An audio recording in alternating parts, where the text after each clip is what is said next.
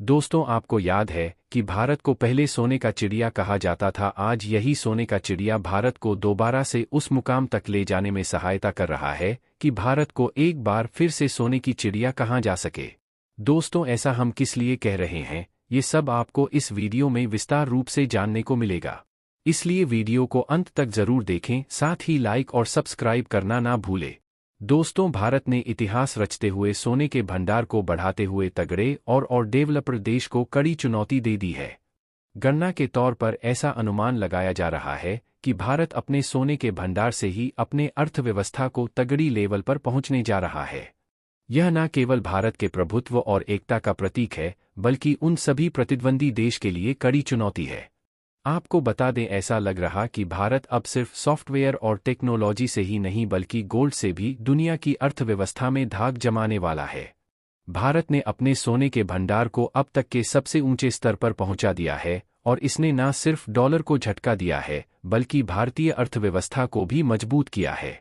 इस वीडियो में हम आपको बताएंगे कि कैसे भारत का गोल्ड रिजर्व रिकॉर्ड स्तर पर पहुंच गया, कैसे यह डॉलर की नींद उड़ा रहा और इससे भारतीय अर्थव्यवस्था को क्या बड़े फायदे हो सकते हैं।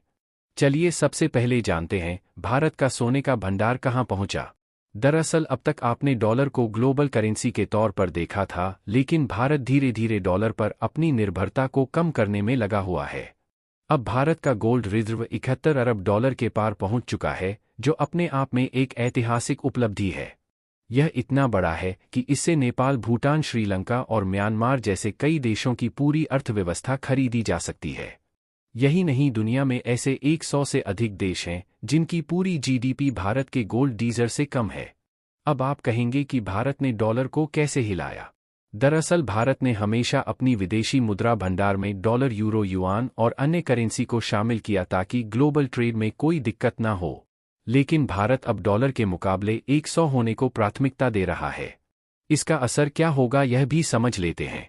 दरअसल इसका असर यह होगा कि अमेरिका और यूरोप अगर किसी राजनीतिक वजह से भारत से डॉलर फ्रीज करने की कोशिश करें तो भारत के पास सोना रहेगा जिसे कोई भी ब्लॉक नहीं कर सकता।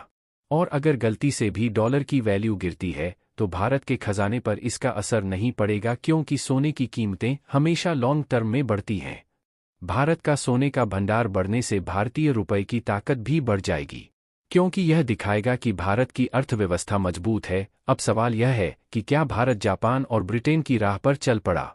दरअसल अगर आप अमेरिका और ब्रिटेन की अर्थव्यवस्था को देखें तो आप पाएंगे कि उनके विदेशी मुद्रा भंडार में सबसे बड़ा हिस्सा सोने का होता है। अमेरिका के पास विदेशी मुद्रा भंडार का 80% सोना है, ब्रिटेन के पास भी गोल्ड रिजर्व डॉलर के मुकाबले अधिक है। चीन ने भी हाल के वर्षों में सोने का भंडार तेजी से बढ़ाया है। अब भारत भी उसी राह पर आगे बढ़ चुका है।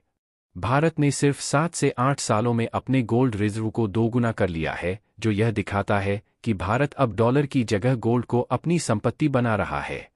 सवाल यह भी बनता है कि डॉलर पर निर्भरता क्यों कम हो रही है।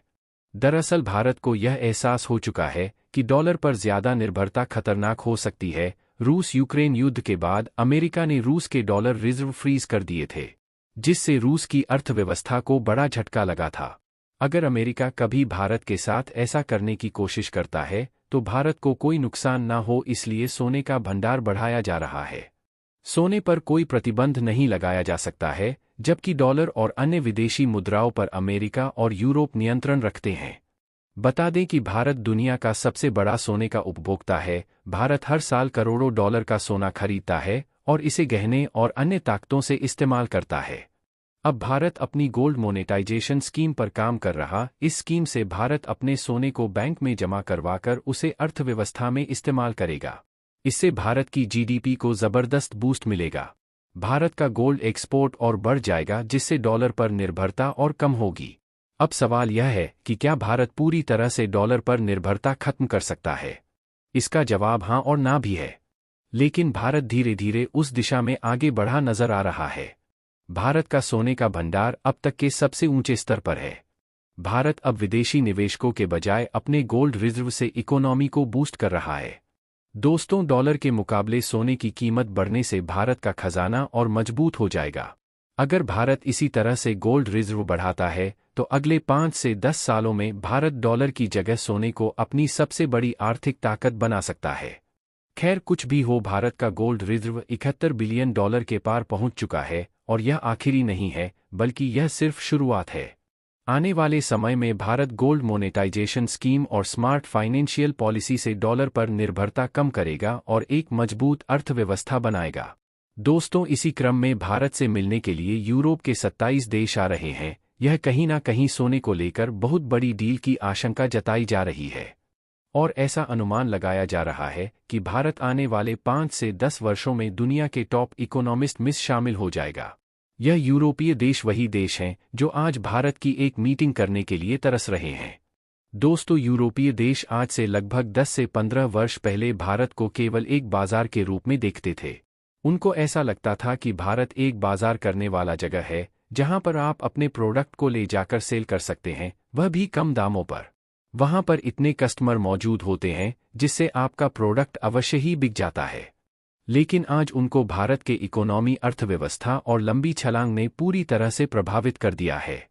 उन्हें पता है कि भारत में डील करना और वहां पर अपनी कंपनियों को स्थापित करना एक बहुत बड़ा प्रॉफिटेबल होगा।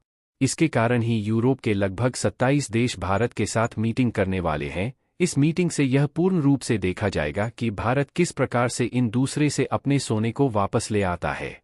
लेकिन एक बात तो कंफर्म है कि भारत अब उन सभी देश को अपनी ताकत का लोहा बनवा चुका है जिन्होंने भारत को कम आंका था। आज का जो भारत है वह पूर्ण रूप से विकसित भारत है। यहाँ पर अनेक यूरोपीय व विदेशी कंपनियां अपने कंपनी को लगाने में विचार विमर्श कर रही हैं। उन्हें पता है कि यह डेवलप्ड देश है। यदि उनकी कंपनी यहां लग गई तो आने वाले कुछ ही वर्षों में वह मालामाल हो जाएंगे। इसी क्रम में भारत से कई यूरोपीय कंपनियां डीलिंग करने के रूप में भारत में आ रही हैं। लेकिन भारत भी होशियारी और चालाकी के साथ उनसे डील करेगा। अब भारत अपनी मेक इन इंडिया प्रावधान पर काफी ज्यादा काम कर रहा है। तो अब यह देखना दिलचस्प होगा कि आखिरकार इन यूरोपीय देशों के साथ क्या होगा।